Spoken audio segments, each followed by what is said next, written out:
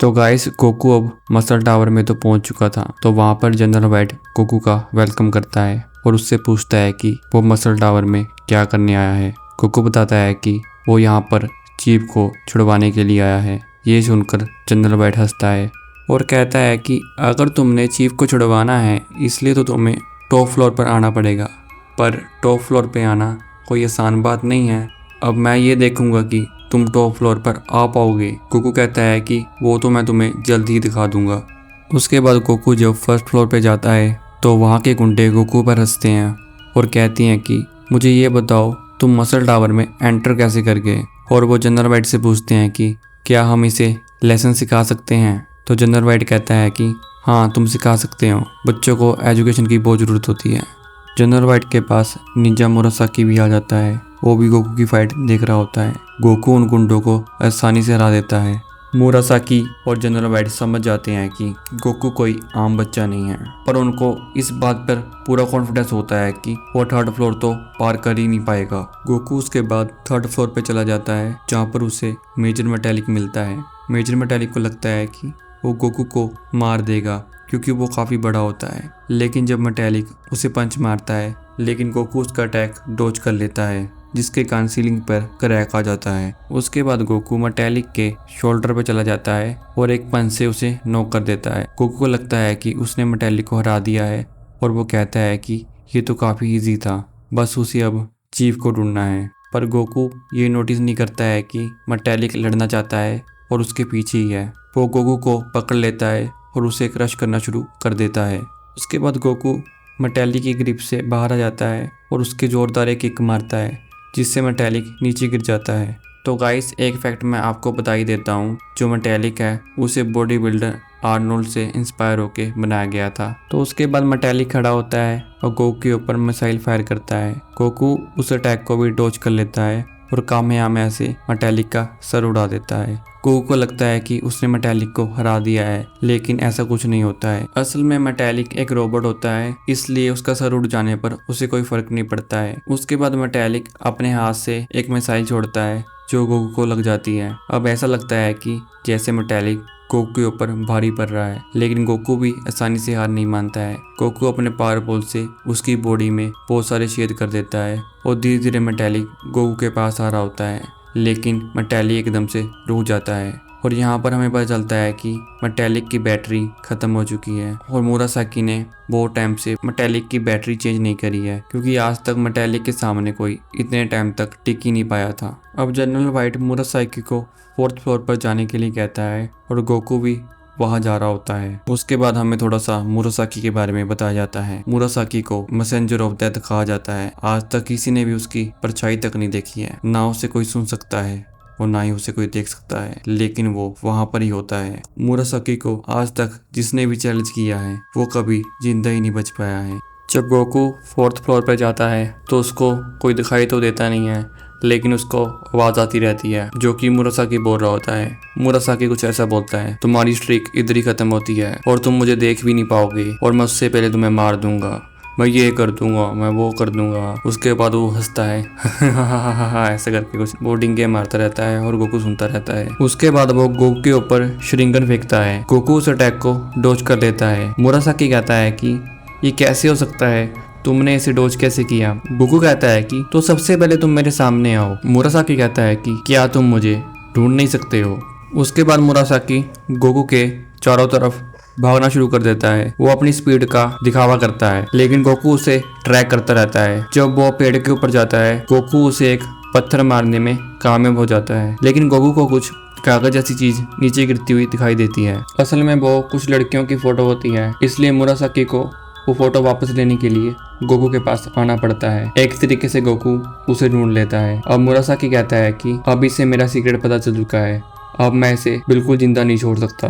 Goku से photo लेने के बाद मुरासाकी गायब हो जाता है। मुरासाकी कहता है कि बच्चे तुम्हें क्या लगा, तुमने मुझे ढूंढ लिया है, सिर्फ मैंने तुम्हें अलाउ किया था कि तुम मुझे देख सको। मुझे कोई भी देख नहीं सकता है, मैं बिल्कुल शीशे की तरह ट्रांसपेरेंट हूँ, तुम मुझे महसूस कर सकते हो, लेकिन देख नहीं सकते हो। तुम मुझे सुन तो सकते हो, लेकिन मैं जो बोल रहा हूँ मुझे बोलते हुए देख नहीं सकते हो। मैं भले ही साइलेंट हूँ लेकिन डेडली हूँ। अब मुरासाकी इतनी बकवासबाजी करे जाता है, लेकिन गोकू उसे फिर भी ढूंढ लेता है। मुरासाकी कहता है कि तुमने मुझे देख कैसे लिया। फिर उसे रियलाइज होता है कि उसने गलत कपड़ा यूज किया था छुपने के लिए। उसके बाद मुरासाकी फिर से कोशिश करता है, लेकिन इस बार भी उसकी टेक्निक काम नहीं करती है। उसके बाद गोकू कहता है कि मैंने तुम्हें ढूंढ लिया है। मुरासाकी कहता है कि तुम तो बहुत ज्यादा तेज हो, लेकिन ये तो बच्चों वाली चीजें हैं। अब मैं तुमको डिसअपीयर होने की एक हाई टेक्निक दिखाता हूँ। मुरासाकी गोकू को 30 तक गिनने के लिए कहता है और खुद छुप जाता है। पर गोकू 18 तक तो गिन लेता है, लेकिन उसके बाद की गिनती गोकू को आती नहीं है।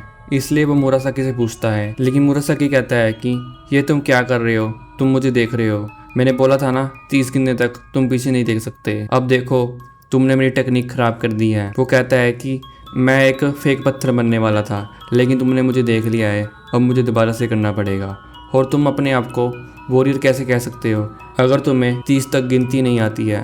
गोकू कहता है कि मुझे गिनती आती है, लेकिन मैं कंफ्यूज हो रहा था कि 18, 19, 20, 21, 22 के बाद क्या आता है। ओ मुझे याद आया, 23 आता है। मुरासाकी कहता है कि ठीक है, अब तुम्हें याद आ चुका है ना, तो जाकर अब 30 तक गिनो। इतने मैं तुम्हें डिसअपीयर होने की हाई लेवल की टेक्निक दिखाऊंगा। इतने में मुरासाकी गोकू के 30 गिनने तक मुरासाकी छिप जाता है और गोकू उसे ढूंढने लग जाता है। गोकू ढूंढता ढूंढता मुरासाकी के घर पे चला जाता है, जहाँ पर उसे मुरासाकी की कुछ फोटोज दिखती हैं, जो कि काफी अजीब है। मैं क्या ही बोलूँ अब इसको। तो उसके बाद गोकू मुरासाकी को एक तालाब होता है उसके पास ढूंढ लेता है, जहाँ पे मुरासाकी पाइप लगाकर सांस ले रहा होता है। पर मुरासाकी के ऊपर एक फ्रॉग आकर बैठ जाता है, जिससे मुरासाकी हिलना शुरू हो जाता है। अब गोकू को भी क्लियर हो जाता है कि यही मुरासाकी है। इसलिए गोकू जो अंदर केतली में पानी गर्म होता है वो मुरासाकी के पाइप में डाल देता है, जिससे मुरासाकी चिल्लाता हुआ तालाब से बाहर आ जाता है। मुरासाकी बाहर आने के बाद कहता है कि बच्चे ये तूने क्या किया, तुझे पता है इससे मैं मर भी सकता था। गोकू कहता है कि अब मुझे तुम बताओ, क्या तुम फिर से छुपने की टेक्निक यूज करोगे। मुरासाकी कहता है कि अब मैं इससे बहुत ज्यादा पक चुका हूँ, अब तुम मुझे फॉलो करो और एक निंजा की स्पीड से मैच करो। उसके बाद मुरासाकी भागना शुरू कर देता है और गोकू भी उसके पीछे पीछे भागने लग जाता है। गोकू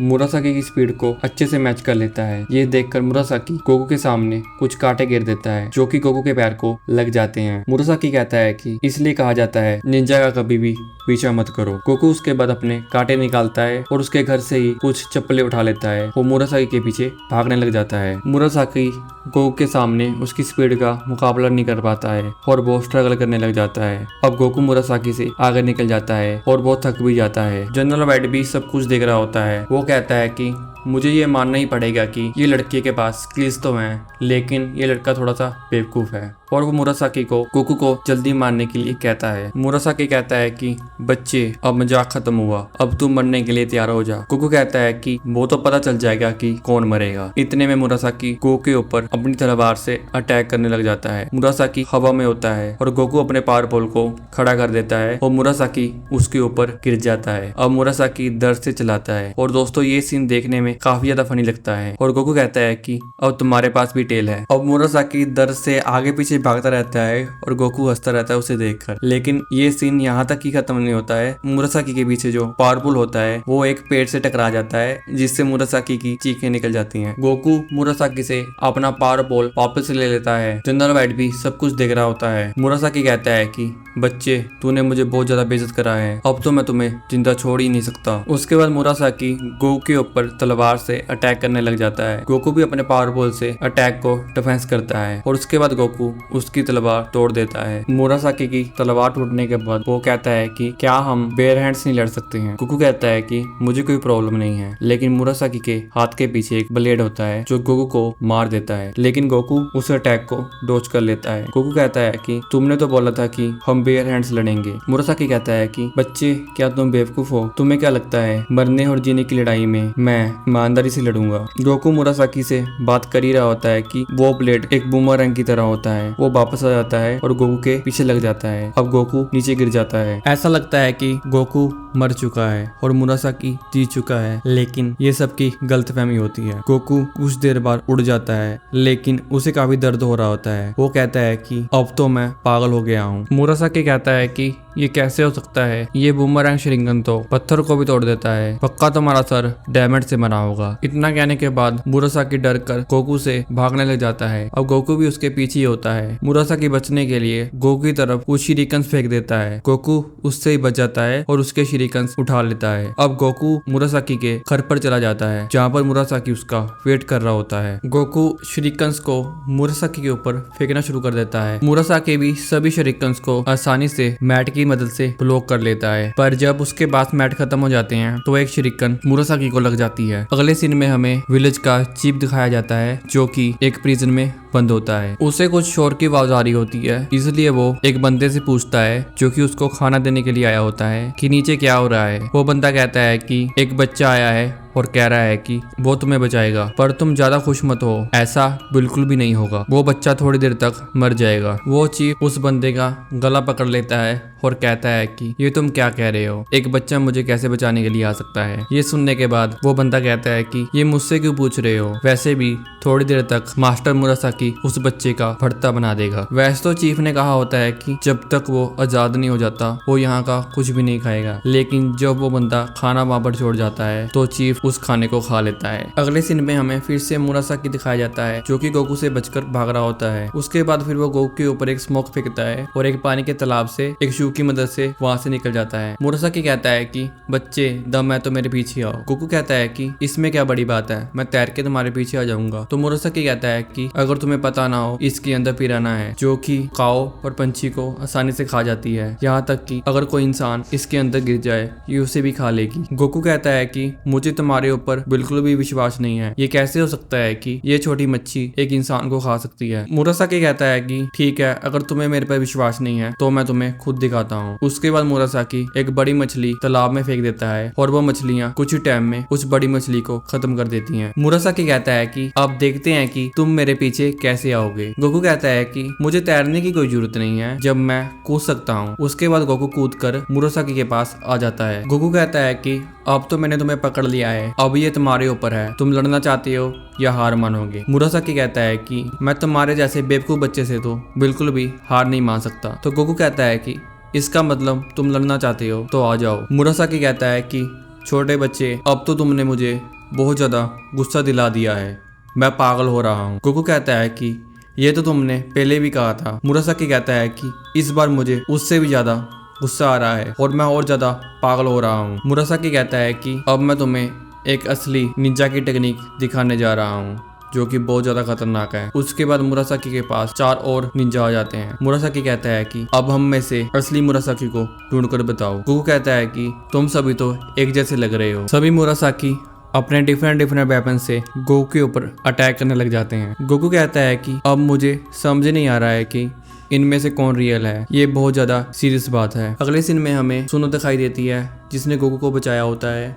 उसके पापा घर पर आ जाते हैं। सुनो सारी स्टोरी अपने पापा को सुना देती है कि एक लड़का आया था और बहुत ज्यादा स्ट्रॉन्ग है और वो मसल टावर गया है चीफ को छुड़ाने के लिए। सुनो के पापा कहते हैं कि मुझे उस बच्चे की फिक्र हो रही है क्योंकि वहाँ पर अकेले इंसान नहीं है और वहाँ पर कुछ ऐसा है जिसके बारे में किसी को कुछ मालूम नहीं है। उसके बाद हमें फिर से गोकू और मुरासाकी की फाइट दिखाई जाती है। ऐसा लग रहा होता है कि गोकू मुरासाकी से हार जाएगा। गोकू एक जगह पे जाकर छुप जाता है। मुरासाकी उसे ढूंढ लेता है। गोकू कहता है कि तुम्हारी इमेज टेक्निक तो बहुत ज्यादा बढ़िया है, ऐसा लगता है कि सभी तुम रियल हो। मुरासाकी फिर बताता है कि हम सभी रियल ही हैं और जिससे तुम इतनी देर से फाइट कर रहे हो वो मैं हूँ जो कि है सबका बड़ा भाई। हम हैं 5 मुरासाकी ब्रदर्स। ये सुनने के बाद गोकू के अंदर कॉन्फिडेंस आ जाता है और वो आफ्टर इमेज यूज करके एक एक करके मुरासाकी ब्रदर्स को हराने लग जाता है। अगले सीन में हमें फिर से सुनो के पापा दिखाए जाते हैं जो कि सुनो को वही कहानी सुना रहे होते हैं जो कि मैंने आपको पहले बताई थी। वो कहते हैं कि मसल टावर के अंदर एक ऐसा क्रिएचर रहता है जो कि इंसान नहीं है और वो बहुत ज्यादा स्ट्रॉन्ग है और मसल टावर में रात में उसकी आवाजें सुनी जा सकती हैं। वो अपने शिकार की वेट करता रहता है और कहा जाता है कि उसे कंट्रोल करने के लिए एक जेल में कैद करके रखा हुआ है और जैसे जैसे दिन बीतते जा रहे हैं उसका गुस्सा भी बढ़ता जा रहा है। ये सुनने के बाद सुनो रोने लग जाती है और कहती है कि मुझे फिक्र हो रही है कि गोकू बच पाएगा कि नहीं। उसके पापा कहते हैं कि अब तो हम सभी उस बच्चे के लिए प्रेयर ही कर सकते हैं। फिर अगले सीन में हमें गोकू दिखाया जाता है जो कि मुरासाकी के सभी ब्रदर्स को हरा चुका होता है और जो बड़ा भाई होता है वो आगे आगे गोकू गोकू के भाग रहा होता है। उसके बाद वो एक जेल में चला जाता है जहाँ पर वही क्रिएचर होता है जिसकी सुनो के पापा बात कर रहे होते हैं, जो कि होता है एंड्रॉइड 8। मुरासाकी उसे गोकू से लड़ने के लिए कहता है। जब एंड्रॉइड 8 जेल से बाहर आता है तो हमें दिखाई देता है कि उसको बेड़ियों से बांध रखा है और एंड्रॉइड 8 देखने में फ्रैंकस्टन मॉन्स्टर जैसा लग रहा होता है। तो दोस्तों कुछ मेरे भाई ऐसे होंगे जिन लोगों ने ड्रैगन बॉल से पहले देखा होगा, तो आपको पता ही होगा कि एंड्रॉइड्स कितने ज्यादा पावरफुल होते हैं। और गाइस ये रेड रिबन आर्मी का पहला एंड्रॉइड है। अगर आपको एंड्रॉइड के बारे में मालूम नहीं है तो मैं आपको बता देता हूँ। एंड्रॉइड उसे कहा जाता है जो आधा इंसान और आधा रोबोट होता है। जैसे कि आप सभी ने ड्रैगन बॉल में देखा ही होगा कि इस एंड्रॉइड्स ने कितनी तबाही मचाई थी। अब देखते हैं कि ये एंड्रॉइड गोकू से ज्यादा पावरफुल है कि नहीं। तो गाइस इसी के साथ आज का एपिसोड हमारा इधर ही खत्म होता है। अगर आपको वीडियो अच्छा लगा तो प्लीज वीडियो को लाइक करें और चैनल को सब्सक्राइब भी कर दें ऐसे वीडियोस के लिए। और गाइस इस बार एम रखते हैं पूरे 100 लाइक्स, तो कर देना यार, उसके बाद अगला पार्ट आ जाएगा। वैसे भी दोस्तों मैं सोच रहा हूँ कि मुझे दूसरे एनिमे के ऊपर वीडियो बनानी चाहिए और या मुझे ड्रैगन बॉल को ही कंटिन्यू करना चाहिए। आप कमेंट करके मुझे बता सकते हैं। तो ठीक है गाइस, तब तक के लिए goodbye and take care.